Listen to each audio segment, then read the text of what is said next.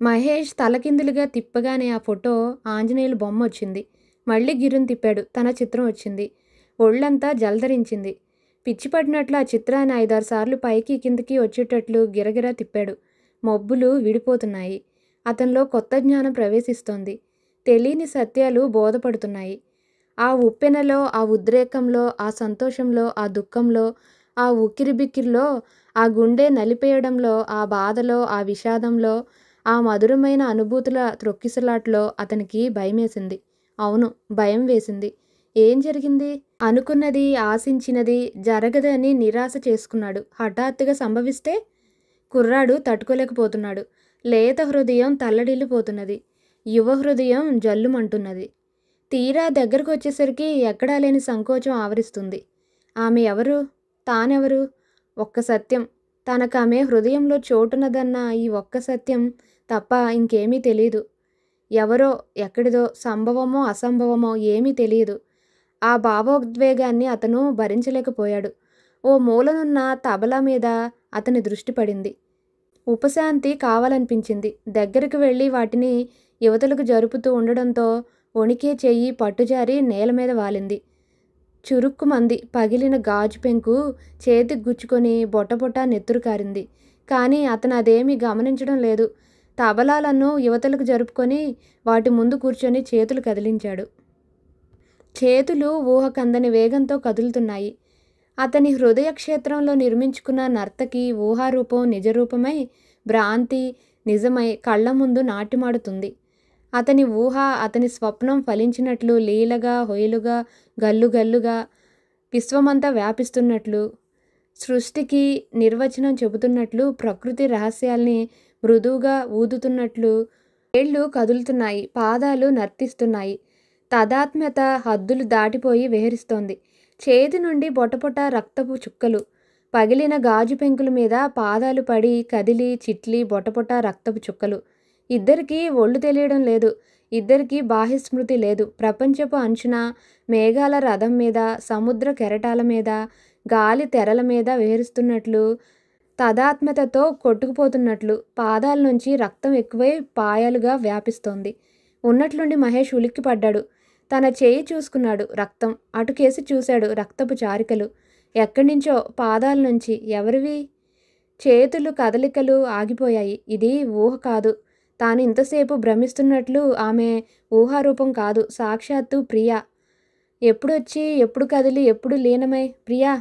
మహేష్! రక్తం కారుతున్న చేతులు చాచాడు. రక్తం కారుతున్న పాదాలు ముందుకు జరిగాయి. ముందుకు తూలాయి. ముందుకు వాలి ఆమె శరీరం భావోద్రేకంతో విరసిల్లే ఆమె శరీరం ఆ చేతుల మధ్య సోలిపోయింది. ప్రియంవద అసలు పేరు హరిణి. ప్రియంవద అన్నది మహేష్ ముందు అప్పటికప్పుడు కల్పించి చెప్పిన పేరు. అవసరం కోసం. హరిణి తండ్రి retired military doctor colonel Arjun Rao. ఆయనకు హరిణి ఒక్కతే సంతానం. హరిణి 8వ ఏటే ఆమె తల్లి చనిపోయింది మెలిగ్నెన్సీ అనే జబ్బుతో. ఆమెను బ్రతికించుకోవడం కోసం ఆయన హోరాహోరీ ఆ వ్యాధితో 4-5 ఏళ్లు పోట్లాడాడు. ఆమె మరణాన్ని కొన్ని సంవత్సరాల పాటు వాయిదా వేయగలిగాడు గాని ప్రతిఘటించలేకపోయాడు. ఆఖరి రోజుల్లో ఆమె శరీరానికి అనేక కాంప్లికేషన్స్ వచ్చి ఒక్కొక్క అవయవము తినివేస్తుంటే నరకయాతన అనుభవించింది. ఇహ నేను ఎలాగూ బ్రతకనండి. ఈ బాధ భరించలేకపోతున్నానండి. ప్లీజ్ ఏదైనా ఇంజెక్షన్ ఇచ్చి చంపేయండి. 2 రోజులు ముందుగా ప్రాణం పోతే ఏమైంది అని బ్రతిమలాడింది. బ్రతికున్న మనిషిని చంపేయటమా?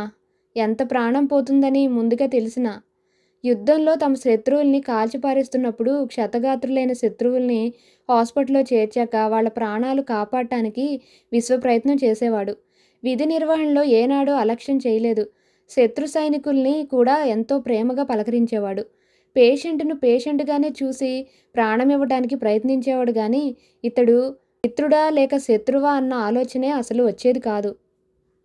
ఆర్మీలో గొప్ప డాక్టర్గా అతనికి మంచి పేరుండేది. జీవితంలో ఎన్నడూ కంటతడి పెట్టని అతని కళ్ళ నుండి 1-2 నీటి బిందువులు రహస్యంగా రాలాయి. ఛీ, ఏడుస్తున్నారా? అంత గొప్ప డాక్టరై ఉండి. లేదు అనాలనుకున్నాడు. అతని కవళికలు దాచలేకపోయాయి. ఒక కోరికండి అన్నదామె. ఏమిటి? అమ్మాయిని మీలాగే మీకన్నా గొప్ప డాక్టర్ని చెయ్యాలి. నేను గొప్ప డాక్టర్నేం కాదు. నిన్ను కాపాడుకోలేకపోతున్నాను. అతని హృదయం ఘోషించింది. మాట్లాడరేం? అలాగే. ప్రామిస్? ప్రామిస్. ఆమె చేతిలో చెయ్యి వేశాడు. ఆ అమ్మాయి చాలా పెంకిది. మీ మాట వినకపోతే వినేటట్లు చేస్తాను. కృశించిపోయి ఉన్న ఆమె ముఖంలో ఓ సంతోషరేఖ మెరిసింది. ఆ తర్వాత కొద్ది రోజులకే ఆమె చనిపోయింది. అర్జున్రావు గారికి ఆ షాక్ నుంచి కోలుకునేందుకు చాలా రోజులు పట్టింది. హరిణి మొదటి నుంచి చురుకైన పిల్లే. చదువులో ఫస్ట్, ఆటపాటల్లో అగ్రశ్రేణిగా నిలిచేది. తండ్రి ఆమెకు నాట్యం కూడా చెప్పించసాగాడు. 10th క్లాస్ ఫస్ట్ క్లాస్లో డిస్టింక్షన్ మార్కులతో పాస్ అయింది. కూతుర్ని ఎంత ప్రేమగా చూసినా కొన్ని విషయాల్లో చాలా కఠినంగా ఉండేవాడు. క్రమశిక్షణలో ఉంచుతూ ఉండేవాడు. తాను అనుకున్న ప్రకారం ఆమెతో చేయించాలనుకున్నప్పుడు మనసులోని ప్రేమను బయటకు కనపడనిచ్చేవాడు కాదు. హరిణి ఇంటర్లో మ్యాథమెటిక్స్ తీసుకుంటానంది. బయాలజీ తీసుకో అన్నాడు అర్జున్రావు గారు. హరిణి కళ్ళ ముందు ఫ్రాగ్స్, కాక్రోచెస్, ఎర్త్వార్మ్స్ కదలాడాయి. డాడీ ప్లీజ్ వద్దు, నాకు ఆ సబ్జెక్ట్ ఇష్టం లేదు అంది జాలిగా. నో మై డియర్, డ్యాన్స్లో గేమ్స్లో నువ్వు చెప్పినట్లు ఒప్పుకున్నాను. ఈ విషయంలో నువ్వు కాదనటానికి వీల్లేదు. తండ్రి కూతుళ్లకు చాలాసేపు వాదులాట జరిగింది. అర్జున్రావు గారు తన పట్టు కొంచెం కూడా సడలించలేదు. చివరకు హరిణి నిస్సహాయంగా కళ్ళల్లో నీళ్లు తిరుగుతుండగా మేడ మీద తన గదిలోకి వెళ్ళిపోయింది. అమ్మాయికి అంతా ఇష్టం లేనప్పుడు ఎందుకంత బాధ పెట్టడం బాబుగారు అంది అనసూయమ్మ గారు.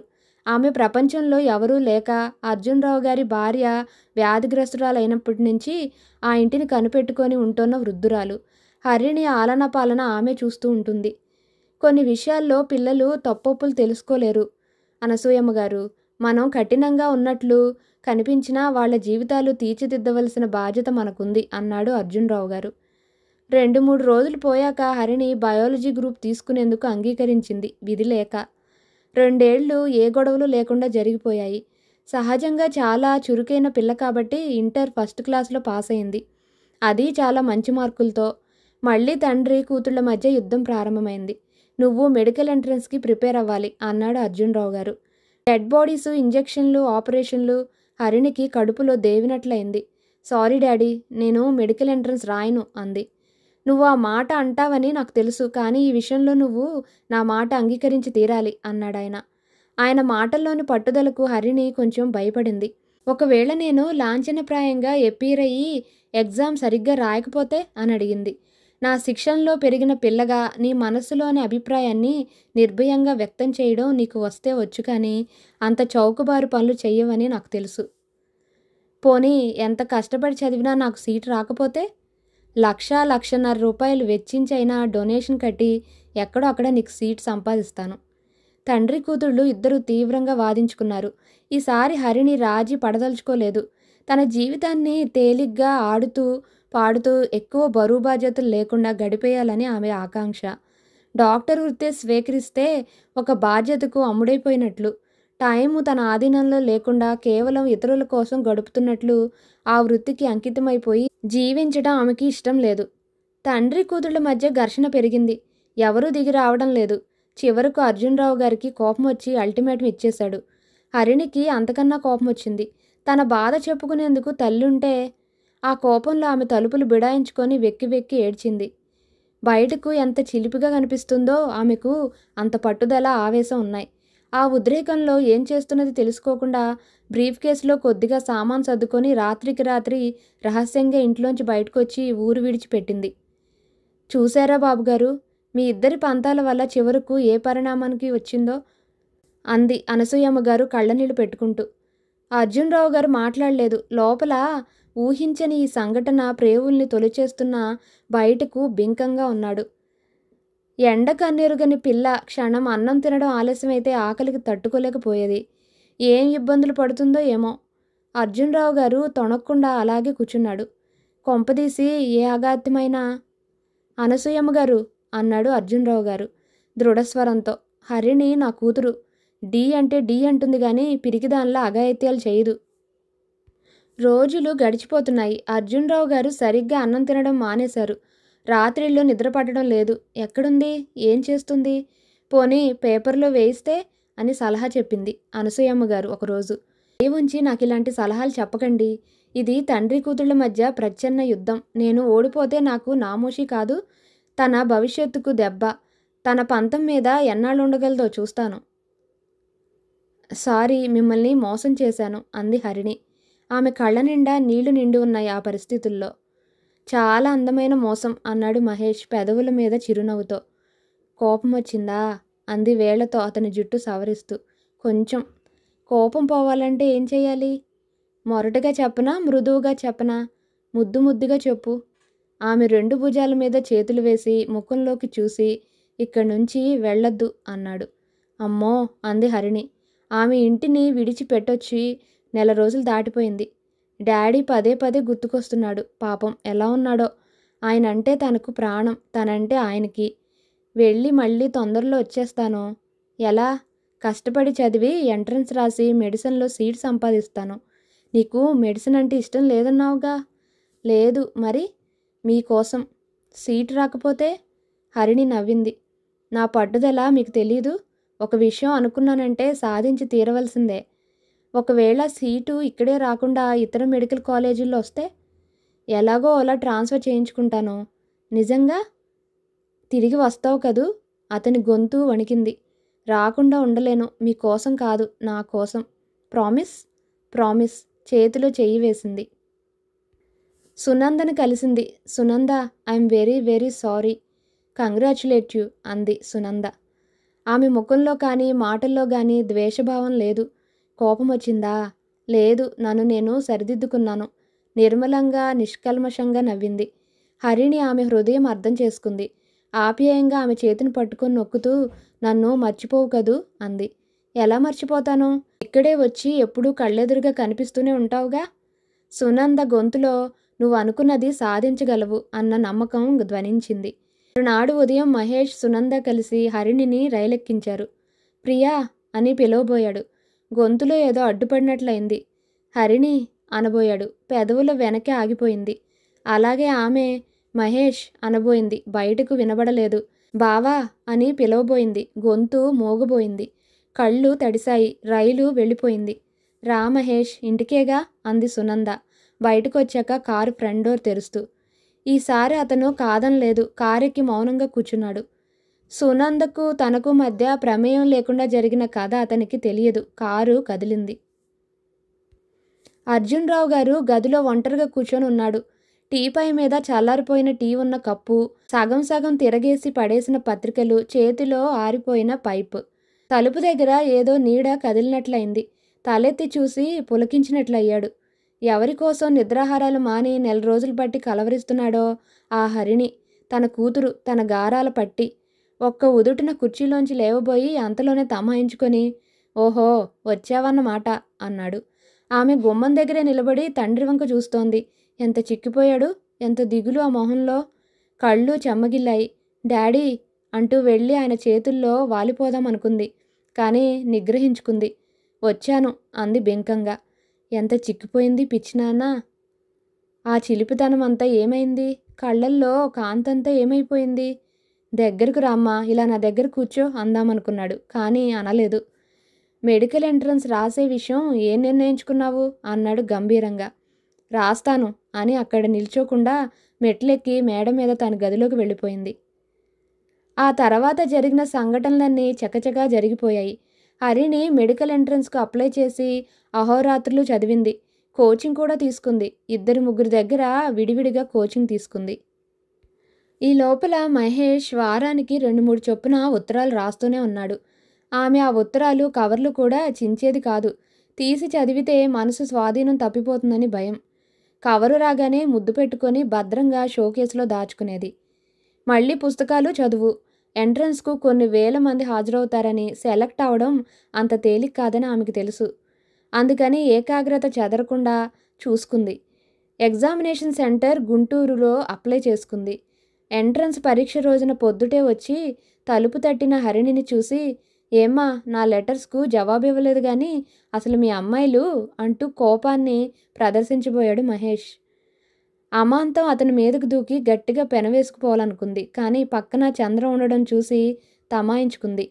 అంత కోపడకండి సార్, నే చేసిన ప్రతిదానికి కారణం ఉంటుంది అని చంద్రం వంక తిరిగి, ఏమండి కులాసాగా ఉన్నారా అని పలకరించింది. కులాసాగానే ఉన్నాను మరదల పిల్లగారు. ఈసారి కూడా ఏదైనా టూరు వేద్దామనుకుంటున్నారా కొంపదీసి అన్నాడు అతను. ఆమె చిన్న చిరునవ్వు నవ్వి, అక్కర్లేదులేండి, ఫ్రెండ్స్తో వచ్చాను, వాళ్ళు కూడా ఎగ్జామ్స్ రాస్తున్నారు, సాయంత్రానికి వెళ్ళిపోతాము అంది. మహేష్ ముఖంలోకి కళ్ళలోకి ఆర్తిగా చూసింది. నువ్వెంత చిక్కిపోయావు మహేష్ అనుకుంది. నువ్వు ఎంత శుష్కించిపోయావు ఈ చదువు కోసమేనా అనుకున్నాడు మహేష్ బాధగా. ఆ రోజు పరీక్ష బాగా రాసింది. హరిణికి ఎంబీబీఎస్లో సీట్ వచ్చింది. ఆమె ఆలోచనలు ధరించిన విధంగా అన్నీ కలిసొచ్చి సీటు గుంటూరులోనే దొరికింది. అర్జున్ రావు గారు ఆమెను తీసుకొచ్చి హాస్టల్లో జాయిన్ చేసి వెళ్ళిపోయాడు. ఇక అక్కడి నుంచి వాళ్లకు కాలం తెలియడం మానేసింది. మహేష్ క్లినిక్స్లోకి వెళ్ళినా ఎలా అయినా వీలు చూసుకుని ఆమెను కలుసుకునేవాడు. లేకపోతే ఇద్దరూ కలిసి కాలేజ్ ఎగ్గొట్టేసేవారు. ఇద్దరికీ చదువు మీద ధ్యాస పోయింది. కాలేజీలో అందరి కళ్ళు వీళ్ల మీదే, అందరి చర్చ వీళ్ల గురించే. 5-6 సార్లు ప్రొఫెసర్లు మహేష్ని పిలిచి మందలించారు. మహేష్, నువ్వు చాలా బ్రిలియంట్ స్టూడెంట్వి, బెస్ట్ అవుట్ గోయింగ్ స్టూడెంట్వు అవుతావనుకున్నాం. రాను రాను చదువులో నీ ఆసక్తి సన్నగిల్లుతోంది. నువ్వు మళ్ళీ పికప్ చేయాలి. మహేష్కు కోపం వచ్చి పుస్తకాలు ముందు పెట్టుకొని కూర్చునేసరికి హరిణి వచ్చి బుక్స్ అవతలకి విసిరేసేది. నీకు నేనెక్కువ పుస్తకాలెక్కువ అంటూ. మహేష్ రోషం మరిచిపోయి నవ్వేసేవాడు. ఆ రోజు ఎగ్జిబిషన్లో మహేష్ని కలుసుకున్న వాళ్ళ ఊరి మనిషి తరచూ పని మీద ఇక్కడికి వచ్చేవాడు. అతను వీళ్ళిద్దరూ కలిసి చట్టాపట్టాలేసుకొని తిరుగుతూ ఉండడం, అతను ఆమెను నెత్తికెక్కించుకొని తిప్పుతూ ఉండడం చూసి ఆ వార్తను మహేష్ తండ్రికి చేరవేశాడు. హాస్టల్ వార్డెన్ హరిణికి హెచ్చరికలు చేసి చేసి విసిగెత్తిపోయి ఆమె తండ్రికి ఉత్తరం రాసేసింది. అర్జున్ రావు గారు ఆ ఉత్తరం చదివి మండిపడ్డారు. దీనిలో ఎక్కడో లోపం ఉంది, ఎప్పటికప్పుడు ఏదో ప్రాబ్లమ్స్ క్రియేట్ చేస్తూనే ఉంది, చెక్ చేయాలి, దీని అల్లరికి ఫుల్ స్టాప్ పెట్టాలి అనుకుంటూ కారు మీద బయలుదేరాడు. విషయం తెలిసి అర్జున్ రావు గారికి చాలా కోపం వచ్చింది. ఈ పిల్లను తాను చాలా ప్రాణంగా పెంచాడు. జీవితంలో ఓ యోధుడి లాంటి వాడై ఉండి కూడా స్వానుభవం, స్వార్థం, ప్రలోభం అనేవి మర్చిపోతూ ఆమె భవిష్యత్తు కోసం కఠినత్వాన్ని కూడా పెంపొందించుకొని గుండెలోని కన్నీళ్లని బయటకు ఉబకనీయకుండా ఆమె భవిష్యత్తు తీర్చిదిద్దడానికి సాయపడుతున్నాడు. కానీ తన ఇష్టానికి వ్యతిరేకంగా ఆమె ప్రవర్తిస్తూనే ఉంది. ఉద్రేకం ఆపుకోలేక కారులో గుంటూరు బయలుదేరాడు, సొంతంగా డ్రైవ్ చేసుకుంటూ.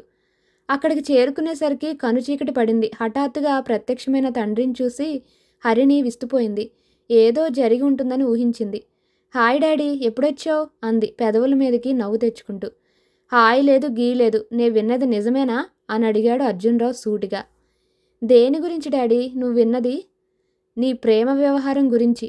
నిజమే అయి ఉంటుంది డాడీ. అయి ఉంటుంది, అయితే నిజమేనన్నమాట. అంతే కదా డాడీ. ఎవరిని అడిగి ఈ పని చేసావు? సారీ డాడీ, ప్రేమించుకున్న వాళ్ళెవరూ ముందుగా పర్మిషన్ తీసుకుని ప్రేమించరు. పోనీ తర్వాతైనా పర్మిషన్ తీసుకోవాలి కదా. అది పెళ్ళికి. నేను ఒట్టువేసి చెప్తున్నాను, నీ అంగీకారం లేకుండా, నీ అనుమతి లేకుండా పెళ్లి చేసుకోను. అయితే పెళ్లి గురించి అప్పుడే ఆలోచిస్తున్నావన్నమాట. ఆలోచించడం లేదు డాడీ, నీ ప్రతిష్టకు భంగం కలిగించే పని చేయనని చెబుతున్నాను. ఇది ప్రతిష్టకు భంగం కలిగించే పని కాదా? కాదు అన్నది హరిణి చాలా ఆత్మవిశ్వాసంతో. ఎందుకని? నా వ్యక్తిత్వం మీద నాకు నమ్మకం ఉంది కాబట్టి. వ్యక్తిత్వం, చాలా పెద్ద పెద్ద పదాలు ఉపయోగిస్తున్నావే. నేనిప్పుడు కొంచెం పెద్దదాన్నయ్యాను కదా డాడీ. అలాగా అన్నాడు అర్జున్ రావు గారు కోపంగా. కానీ కోపాన్ని తగ్గించుకొని, ఇక్కడో పాయింట్ ఉంది అన్నాడు. ఏమిటి డాడీ? ప్రేమ అంటే నాకు నమ్మకం లేదు. నాకుంది డాడీ. మీరు అనుకునేది ప్రేమ కాదు, మరి ఏమిటంటారు? వ్యామోహం అంటారు. హరిణి నవ్వింది. నా గురించి నువ్వు చాలా తక్కువ అంచనా వేసుకున్నావు డాడీ. ప్రేమలో పడ్డ ప్రతి ఆడపిల్ల అలాగే అనుకుంటుంది. నేను అందరి ఆడపిల్లల్లాంటి దాన్ని కాదు. నేను అందరి తండ్రుల్లాంటి వాణ్ణి కాదు. అవసరం వస్తే ఎంత కఠినంగానైనా ఉండగలను. ఎంత కఠినత్వాన్నైనా భరించగల శక్తి నాకుంది డాడీ. నిజంగా ఎంతటి కఠినత్వాన్నైనా భరించగలవా? నేను నీకు దూరమైపోయినా సరే? ఆస్తి సంపద అన్నీ పోగొట్టుకున్నా సరే? అర్జున్ రావు గారికి చాలా ఆవేశం వచ్చింది. దిగి ఎదగని వయసులో ఉద్భవించే ప్రేమ చాలా చంచలమైనది. అదంతా ఓ భ్రమ. ఈ భ్రమను ప్రేమ అనుకొని జీవితాలు నాశనం చేసుకున్న వాళ్లను చాలామందిని చూశాను అన్నాడు. మా జీవితాలు కూడా నాశనం కావచ్చు, కానీ ఎట్టి పరిస్థితుల్లోనూ ఈ భ్రమను గురించి కాదు. నీ మీద నీకింత చెక్కుచెదరిన ఆత్మవిశ్వాసం దేనికి? నేను వేసే ప్రతి అడుగు తెలిసే వేస్తాను కాబట్టి. ఇదంతా నీ మీద ప్రేమ అనే మమకారంతోనే చెబుతున్నానని ఎందుకు అనుకోవు? డాడీ, ఆ ప్రేమను మమకారాన్ని దుర్వినియోగం చేయనని నువ్వెందుకు అనుకోవు? కానీ దీనివల్ల నీ చదువు పాడవుతోంది. అయితే అయిందిలే అందామనుకుంది. కానీ తన చదువు గురించి ఆయన పడే తపన, తనని డాక్టర్ని చేయాలన్న ఆయన ఆకాంక్ష, కనే కలలు గుర్తొచ్చి అనలేకపోయింది. ఆమె కళ్ళల్లో నీళ్లు చిగురించాయి. అవునా? ఆమె మాట్లాడలేకపోయింది. ఆమె బలహీనత ఎక్కడుందో గ్రహించినట్లు ఆయన ఇంకా ముందుకు పోయాడు. మీ ప్రిన్సిపల్ని, ప్రొఫెసర్స్ని కలిసి వాకప్ చేశాను. అతని పిచ్చిలో పడి నువ్వు చదువులో చాలా వెనకబడి ఉన్నావని చెప్పారు. అసలు నీలాంటి దానికి ఎంట్రన్స్లో సీట్ ఎలా వచ్చిందన్న ఆశ్చర్యం కూడా వెలిబుచ్చాడు. నా తల కొట్టేసినట్లయింది. నా కూతురు చాలా బ్యాడ్ స్టూడెంట్ అన్న రిమార్క్ చాలా బాధగా ఉంది. ఆయన గొంతులోని వణుకు విని ఆమె చెల్లించింది. తానంటే ఆయనకి ఎంత ప్రేమో ఆమెకు తెలుసు. తన జీవితంలోని ఏ అపశృతి అయినా ఆయనెంత కలవరపరుస్తుందో తెలుసు. డాడీ, నీ గురించి ఏమైనా చేస్తాను, మహేష్ను వదులుకోవడం తప్ప అంది ఆర్ద్ర స్వరంతో. వదులుకోమని నేను చెప్పలేదు. నీ ప్రేమను నిరూపించుకొని అతన్ని సాధిస్తే నాకు అభ్యంతరం లేదు. హరిణి కళ్ళు సంతోషంతో మెరిశాయి. దానికోసం ఏం చేయమంటావు చెప్పు డాడీ. నువ్వు ఎగ్జామ్స్ సక్రమంగా పాస్ కావాలంటే ఆమె ప్రశ్నార్థకంగా చూసింది. నువ్వు పరిపూర్ణమైన డాక్టర్గా రూపొందే వరకు ఆమె ఊపిరి బిగబెట్టి నిరీక్షిస్తోంది. అతనితో నువ్వు మాట్లాడకూడదు. ఆమె గుండె గబగబా కొట్టుకుంది. ఒక్క క్షణం కానీ తమాయించుకుంది. సరే డాడీ. అతను పలకరించినా కవ్వించినా జవాబివ్వకూడదు. అలాగే డాడీ. అతనికి ఉత్తరాలు రాయకూడదు. రాయను. ప్రామిస్? ప్రామిస్. ఆయన చెయ్యి చాచాడు. చేతిలో చెయ్యి వేసి ప్రామిస్ చేసింది. మాట తప్పినట్లయితే ఇక్కడి నుంచి ట్రాన్స్ఫర్ చేయించి తీసుకెళ్ళిపోతాను. అలాంటి పరిస్థితి రాదు అన్నది ధీమాగా హరిణి. అక్కడి నుంచి అర్జునరావు గారు సరాసరి మహేష్ రూమ్కి వెతుక్కుంటూ వెళ్ళాడు. ఒక వ్యక్తి జీవితంలోకి ఇంకో వ్యక్తి ఏదో హక్కు ఉన్నట్లు జొరబడటం, ఇహ అప్పటి నుంచి కదలకుండా తిష్ట వేసుకుని కూర్చోవడం ఆయనకు చాలా చికాకనిపించింది. బుద్ధిగా చదువుకోవాల్సిన వయసులో అహోరాత్రులు శ్రమించి చదువుకొని మంచి ఉద్యోగాలు చేస్తూ హోదా సంపాదిస్తూ అప్పుడు తనకు ఇష్టమొచ్చిన వాళ్ళనో పెద్దలు చూపిన వారినో పెళ్లి చేసుకొని ఆ వ్యక్తిని ప్రేమించి జీవితాన్ని సక్రమంగా గడపకుండా ఎందుకలా ఎగుడు దిగుడు బాటలు ఎన్నుకుంటారు? తలుపు తట్టగానే తీసిన యువకుడిని చూసి కోపంతో ఉరకలు వేస్తున్నట్లుగా, ప్రేమించడం గొప్పనుకున్నావా అన్నాడు. ఆ మాట అన్న మనిషి ఉగ్రరూపం చూసి చంద్రం తనను కాలర్ పట్టుకొని అవతలకు విసిరి వేస్తాడోనని వణికిపోతూ అనుకోలేదండి అన్నాడు. మరి ఎందుకు ప్రేమించావు? నేను ప్రేమించలేదండి. నిజం చెప్పాలంటే నాకు ప్రేమించడం చేత కూడా కాదండి. అర్జునరావు గారు అతని వంక అనుమానంగా చూస్తూ, నువ్వు మహేష్వి కాదా అన్నాడు. కాదండి, అతని స్నేహితుడు చంద్రాన్నండి. మరి ఆ విషయం ముందే ఎందుకు చెప్పలేదు? మీరు చెప్పనిస్తే కదండి. సరే, మీ స్నేహితుడు మహేష్ని పిలు. గలాటా విని మహేష్ బయటకు వచ్చాడు. నమస్తే, నేనే మహేష్ని అన్నాడు. అర్జునరావు గారు ఆ కుర్రాడి వంక చూసి విస్మయంగా ఉండిపోయారు. నుదుటి మీదకు పడుతున్న ఉంగరాల జుట్టు, చురుగ్గా మెరిసే నల్లటి కళ్ళు, పెదాల మీద ఎప్పుడూ చెరగదేమో అన్నట్టు మెదిలే చిరునవ్వు, లేతదనం, రఫ్నెస్ రెండూ కలిసి ఉన్న చెంపలు. ఇతనికి ఏం తక్కువ? కుర్రాడు ముచ్చటగా స్మార్ట్గా ఉన్నాడు. మెడిసిన్ చదువుతున్నాడు. ఒకవేళ నేనింత గాలించినా ఇలాంటి సంబంధం తీసుకురాగలనా అని అనుకున్నాడు. ఉన్నట్లుండి తన పెద్దరికం మీద ఆయనకు అసహ్యం వేసింది. ఇంత మంచి జంటను విడదీయటానికి ఎందుకింత తాపత్రయపడుతున్నానా అని అనిపించింది. కానీ గతంలో తాను చూసిన సంఘటనలు, స్నేహితుల పిల్లల దారుణమైన అనుభవాలు, ఆత్మహత్యలు గబగబా గుర్తుకొచ్చాయి. తొందరపాటును తాను ఏమాత్రం భరించలేడు. తన ప్రాణానికి ప్రాణమైన జీవితం ఉజ్వలంగా వెలగాలి గాని హరించుకుపోకూడదు. ప్రేమించడం గొప్పనుకున్నావా అని అందామనుకొని ఆ డైలాగ్ ఇందాక చెప్పిన విషయం గుర్తొచ్చి, నువ్వేనా హరిని ప్రేమించానని బడాయిలు చెప్పుకుంటూ దాని జీవితం పాడు చేస్తున్నావు అన్నాడు. మీరన్న మాటలో 2 తప్పులున్నాయండి. తప్పులా? ఏమిటవి? ప్రేమించానని బడాయిగా చెప్పుకుంటున్నానడం ఒకటి, జీవితం పాడు చేస్తున్నానన్నది రెండోది. అలాగా, అవి ఎలా తప్పులయ్యాయి అన్నాడు అర్జునరావు వ్యంగ్యంగా. దీనికి సమాధానం చెప్పాలంటే ముందు మీరెవరో చెప్పాలి. అంతేనంటావా? అంతేనండి మరి. అర్జునరావు కోపాన్ని దిగమింగుకుంటూ, నేను హరిణి తండ్రిని అన్నాడు బింకంగా. అయ్యో మీరా, నమస్కారమండి అన్నాడు మహేష్ వినయంగా. ఇందాక ఒకసారి నమస్కారం పెట్టావుగా. పెడితే పెట్టానులే.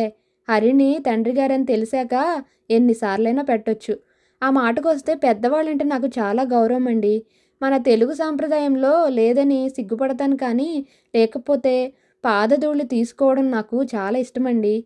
ఈ కుర్రాడు బెంగాలీ నవలలు బాగా చదువుతున్నట్లున్నాడు అనుకుంటుండగా, అయ్యో నిలబడే ఉన్నారు కూర్చోండి అన్నాడు కుర్చీ చూపిస్తూ.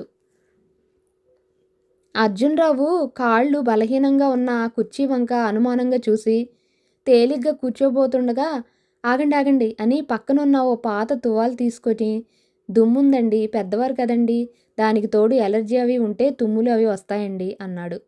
దుమ్ముకు లొంగిపోయి తుమ్ములు తెచ్చుకునే ఘటం కాదులే ఇది అంటూ అర్జున్‌రావు కుర్చీ మీద తేలిగ్గా కూర్చున్నాడు. మరి కాస్త బలం ఆనించొచ్చునండి పర్వాలేదు. ఆ విషయం నాకొదిలేయ్. ఇప్పుడు చెప్పు ఏమిటవి నా మాటల్లోని 2 తప్పులు? ఒకటి ప్రేమిస్తున్నానని బడాయిలు చెప్పుకోవటం కాదండి. నిజంగా ప్రేమిస్తున్నానండి. 2 హరిణి జీవితం పాడు చేస్తున్నానన్న మాట ఒట్టి అబద్ధం. మరి ఫస్ట్ క్లాస్ స్టూడెంట్ పరీక్షలు తప్పే స్థితికి వచ్చిందంటే దీని అర్థమేమిటంటావు? అది ప్రేమలో ఓ భాగమండి. తాత్కాలికంగా అలా ఉంది. మళ్ళీ దానంతట అదే సర్దుకుంటుంది. ఈ ప్రేమల్ని గీమల్ని నేను నమ్మను అన్నాడు అర్జున్‌రావు కొంచెం గట్టిగా అరుస్తూ. ఇదివరకు నేను నమ్మేవాడిని కాదండి. కానీ ఇప్పుడు అలా చిరాకు పడిపోయిన వారి పరిస్థితి అర్థం చేసుకునే స్థితికి వచ్చేసానండి. అంతేనంటావా? అంతేనంటానండి. కానీ ఇక్కడ నువ్వు అర్థం చేసుకోవలసిన పాయింట్ ఒకటుంది. ఏమిటండది? అడిగాడు మహేష్ నిజాయితీగా. ఈ సందర్భంలో ప్రేమను గురించి నమ్మాల్సింది నేను గాని నువ్వు కాదు. ఆ పాయింట్ కొంతవరకు నిజమేననుకోండి. కానీ ఈ సందర్భంలో మీరు కూడా అర్థం చేసుకోవాల్సిన పాయింట్ ఒకటుంది. ఏమిటది? హరిని డాక్టర్ కావాలని మీరెన్నో ఆశలు పెట్టుకున్నారు కదా! అయితే నేనంటూ తారసపడకపోతే తను ఎంబీబీఎస్‌లో చేరే ప్రసక్తే ఉండేది కాదు. మెడిసిన్ అంటే ఉన్న ఎలర్జీని ఆమె ఎవరి కోసమైతే వదిలించుకొని మెడికల్ కాలేజ్‌లో చేరిందో ఆ వ్యక్తికి, అదే ఆ యువకుడికి కొంత విలువ ఇవ్వాలి మీరు. ఈ మాట కొంతవరకు సమంజసమే అనిపించింది అర్జున్‌రావుకు. ఈ యువకుడికి, అదే ఈ కుర్రాడి కోసమే తను మెడికల్ కాలేజ్‌లో సీటు సంపాదించిందంటే అది గొప్ప విషయమే. కానీ ఇది కూడా పైపై ఆకర్షణే కావడానికి అడ్డేమిటి? అయితే మీ ప్రేమ అంత గొప్పదంటావా? మహేష్ నిజాయితీగా తలూపాడు. హరిణి కోసం ఏమన్నా చేయగలవా?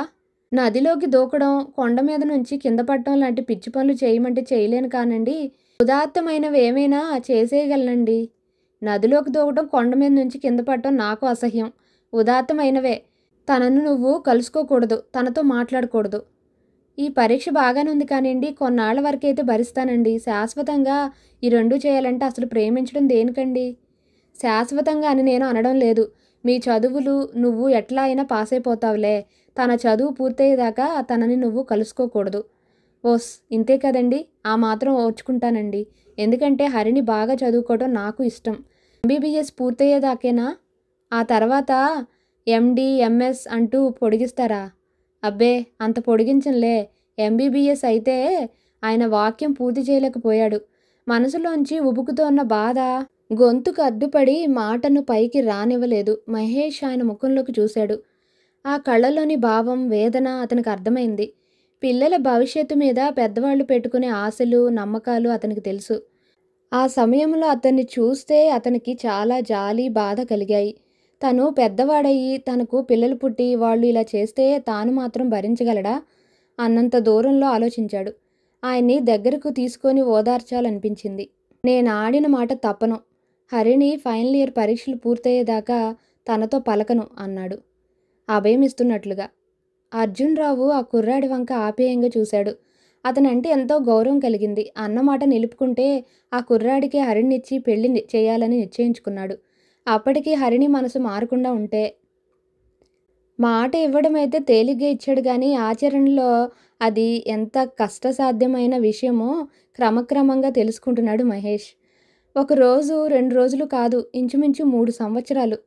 ఎంత తప్పించుకొని తిరుగుదామన్నా, ఎంత జాగ్రత్తగా ఉందామన్నా రోజు 1కి 2 సార్లైనా హరిణి ఎదురయ్యేది. తల పక్కకి తిప్పుకొని వెళ్ళిపోయేవాడు. ఆశ్చర్యమేమంటే హరిణి కూడా అతని వంక కన్నెత్తి చూసేది కాదు. అంతవరకు ఎంతో అల్లరిచిల్లరిగా, చిలిపిగా తిరిగే హరిణి ఒక్కసారిగా సీరియస్గా మారిపోయింది. వీళ్ళిద్దరి ప్రవర్తనలో మార్పు తోటి విద్యార్థుల్లో చాలా ఆసక్తి రేకెత్తించింది. ఆమెను గాని, అతన్ని గాని కుతూహలంతో రకరకాల ప్రశ్నలు వేసేవారు. సరైన సమాధానాలు రాకపోయేసరికి ఎవరికి తోచినట్లు వారు ఊహించుకొని వింత వింత వ్యాఖ్యానాలు చేసుకునేవారు. మహేష్, హరిణి ఎడంగా ఉండడం సునంద కనిపెట్టింది. ఇలాంటి గొప్ప విషయం తెలిసాక ఆ రహస్యమేమిటో రాబట్టాలని ఆమె మనసు తహతహలాడింది. ఓ సాయంత్రం పని కట్టుకొని హరిణి కోసం లేడీస్ హాస్టల్కి వెళ్ళింది. హరిణి, ఈ మధ్య మహేష్తో కలిసి కనిపించడం లేదేం? ఇదివరకైతే సాయంత్రాలు ఎక్కడ చూసినా మీరిద్దరే సాక్షాత్కరిస్తూ ఉండేవారు అంది. హరిణి సునంద ముఖంలోకి చూసింది. ఆమె ఏ ఉద్దేశంతో అడుగుతున్నదో అర్థమయ్యాక ఆమెని ఏడిపించాలన్న చిలిపి ఆలోచన ఆమె మనసులో ప్రవేశించింది. ఎందుకంటే ఎందుకు చెప్పు, ఎందుకు తెలుసుకోవాలని సునందకు చాలా ఆరాటంగా ఉంది. నేనే మనసు మార్చుకున్నాను. అదే ఎందుకు? ఎందుకంటే త్వరగా చెప్పదేమని సునంద ఆతృతను ఆపుకోలేకపోతోంది. అతను నాకు నచ్చలేదు. అదేమిటి అంత గాఢంగా ఇద్దరూ అల్లుకుపోయారుగా? ఏదో అప్పుడు అలా అల్లుకుపోయాం, కానీ అతనిలో ఏముందని? అంటే తొందరపడ్డాననిపించింది. అంత గొప్ప నాకేం కనిపించలేదు. నిజంగా గొప్పదనమేమీ లేదంటావా? నాకేం కనిపించలేదు మరి. అంతేకాకుండా నా కోసం గొప్ప గొప్ప సంబంధాలు ఎదురు చూస్తున్నాయి. ఫారిన్ రిటర్న్డ్ ఐఏఎస్ ఆఫీసర్లు. పాపం అతను బాధపడతాడేమో. పడితే నాకేం? అన్నాళ్ళు క్లోజ్గా ఉంటే ఉన్నాం. ఎంతమంది క్లోజ్గా ఉన్నవాళ్ళు విడిపోవటం లేదు? అంటే నా ఉద్దేశం చాలా క్లోజ్గా ఒకరినొకరు ముట్టుకుంటూ, బహుశా కొన్నిసార్లు ముద్దులు కూడా పెట్టుకున్నాంలే. అయితే జీవితాంతం పెనవేసుకోవాలని ఉందా? అంటే నిజంగా కొన్నిసార్లు ముద్దులు. అయితే కొంపేమీ మునిగిపోలేదని చెప్పానుగా. ముద్దులు అవి జరిగి ఉంటే ఇంకా సన్నిహితంగా వచ్చి ఉంటారు. అంత సన్నిహితంగా వస్తే వచ్చాం. నాకు అలాంటి చాదస్తాలేం లేవు. అంతకంటే గొప్పవాడు కనిపించినప్పుడు అతనితో పాటు అవన్నీ గాల్లో కలిసిపోయినట్టే. పాలిపోతున్న సునంద ముఖం వింత వింత ఆలోచనలు సోకి వికసిస్తోంది. అక్కడి నుంచి సరాసరి మహేష్ రూమ్కి వెళ్ళింది. మహేష్ ఒంటరిగా చాప మీద పడుకొని ఉన్నాడు. మహేష్, ఏమిటంత దిగులుగా ఉన్నావు? అంది కుర్చీలో కూర్చుంటూ. అతను నవ్వడానికి ప్రయత్నించాడు, కానీ నవ్వు రాలేదు. మహేష్, నిన్ను చూస్తే జాలేస్తోంది. దేనికి? నాకంతా తెలుసు మహేష్. నా నుంచి దాచడానికి ప్రయత్నించుకు. హరిణి నిన్ను మోసం చేసింది, అవునా? అతనేమీ జవాబు చెప్పలేదు. అక్కడి నుంచి సునంద విజృంభించింది. హరిణి తనతో అన్న మాటలకు రంగులు మార్చి, హంగులు పేర్చి, కసితీరా చెప్పి పారేసింది. అంతా విని కూడా మహేష్ మౌనంగా ఊరుకున్నాడు. మహేష్, మాట్లాడవేం? నీ బాధ నాకు తెలుసు మహేష్ అంటూ కుర్చీలోంచి లేచి అతని పక్కకు వచ్చి కూర్చుంది. అలవాటు లేకపోవడం వల్ల చాప మీద కూర్చోవటం చేత కాలేదు. అలాగే అవస్థపడుతూ పాదాలు ఓ పక్కగా పెట్టి అందంగానే కూర్చుంది. చొరవగా అతని చేతిని చేతిలోకి తీసుకుంది. మహేష్, నీ కష్టంలో, బాధలో ఓదార్చడానికి స్నేహితురాలిని నేనున్నాన్ని మర్చిపోకు. రెండో చేతిని అతని జుట్టులోనికి పోనిచ్చి దువ్వుతోంది. అతను మౌనంగా కళ్ళు మూసుకొని పడుకొని ఉన్నాడు. చాలాసేపలా కూర్చొని సునంద ఇంటికి వెళ్ళిపోయింది. చంద్రం వస్తున్న సవ్వడి వినిపించాక. ఆ రాత్రి మహేష్కు ఎంతకీ నిద్రపట్టలేదు. ఎప్పుడూ తెల్లవారుజామున నిద్రలేచే స్నేహితుడు 7 లేకపోయేసరికి, ఒరేయ్, కాలేజీకి టైం అవుతోందిరా, లేచి తయారవ్వు అంటూ చంద్రం గట్టిగా తట్టి లేపాడు. మహేష్లో చలనం లేదు. ఏదో అనుమానం వచ్చి పక్కకి చూసిన చంద్రానికి ఖాళీగా ఉన్న డైజిపామ్ టాబ్లెట్స్ స్ట్రిప్స్ కనిపించి గుండె గుబేలుమంది. చంద్రం శరీరంలో నరాలన్నీ ఒక్కసారిగా వణికిపోయాయి. ప్రేమలో పడ్డాడు, శపథాలు చేశాడు, ఇలా కొంప ముంచుతాడని అనుకుంటూనే ఉన్నా అంటూ గగ్గోలు పడిపోయి ఇప్పుడు ఏం చేయాలా అని ఆలోచించసాగాడు. ఎక్కడికి తీసుకెళ్ళాలి? గవర్నమెంట్ హాస్పిటల్కి తీసుకెళ్తే అసలే మెడికల్ స్టూడెంట్, అలరవుతుందేమో. హరిణి దగ్గరికి వెళితే ఆ అమ్మాయి బెంబేలెత్తిపోతుందేమో. అసలు వీడి పరిస్థితి ఎలా అయింది? తనకు కనీసం పల్స్ చూడడమైనా నేర్పాడు కాదు అనుకుంటూ ఏం చేయాలో తోచక గదులు అటు ఇటు తిరుగుతూ కంగారు పడసాగాడు. ఉన్నట్లుండి చంద్రా అని ఎవరూ పిలిచినట్లు అనిపించింది. ఉలిక్కిపడి పక్కకు తిరిగి చూశాడు. మహేష్ కళ్ళు విప్పుకొని చూస్తున్నాడు.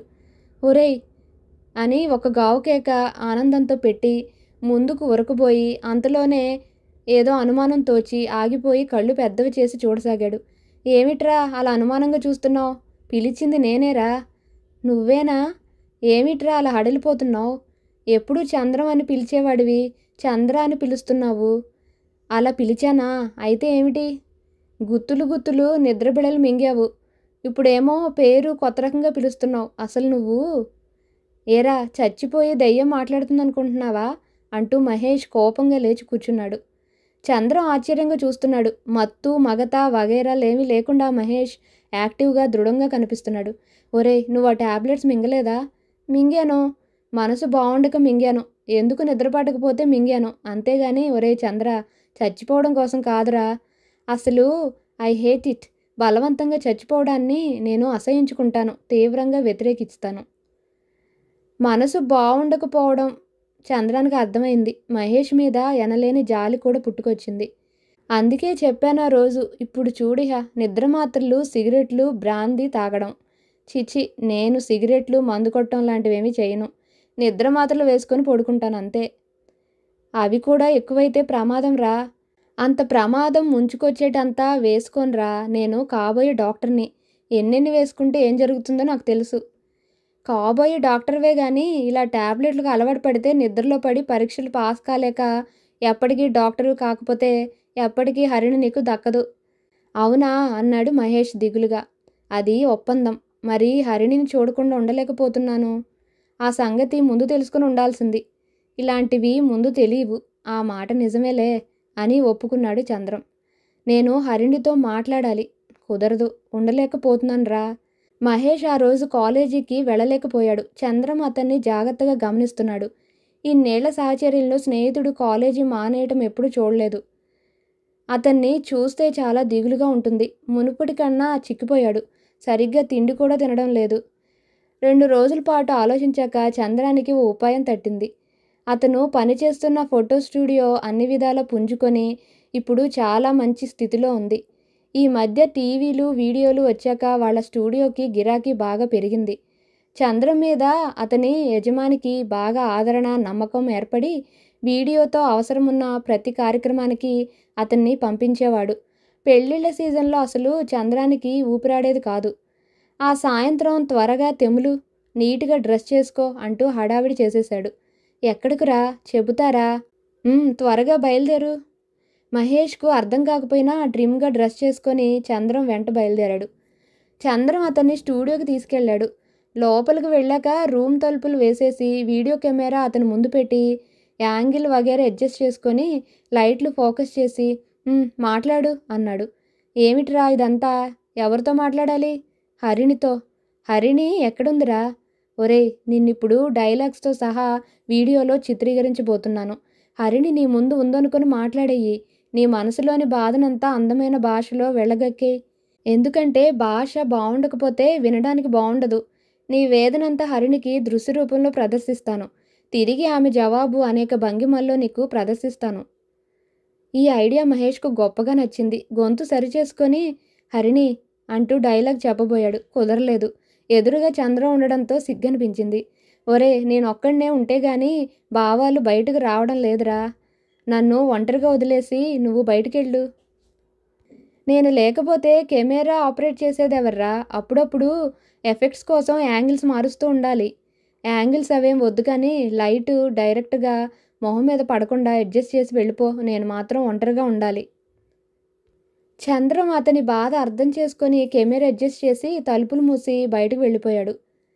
అప్పటి నుంచి అదో థ్రిల్ అయిపోయింది. వారానికి 1-2 సార్లు చంద్రానికి అవకాశం దొరికినప్పుడల్లా వీడియోలో మాట్లాడడం, హరిణి దగ్గర నుంచి మళ్ళీ వీడియో ద్వారానే జవాబు రావడం, ఇదో అందమైన ఆట అయిపోయింది. చంద్రం నైపుణ్యం వల్ల ఇద్దరు ఒకరికొకరు ఎదురుగా నిలబడి మాట్లాడుకుంటున్నట్లే అనుభూతి కలిగేది.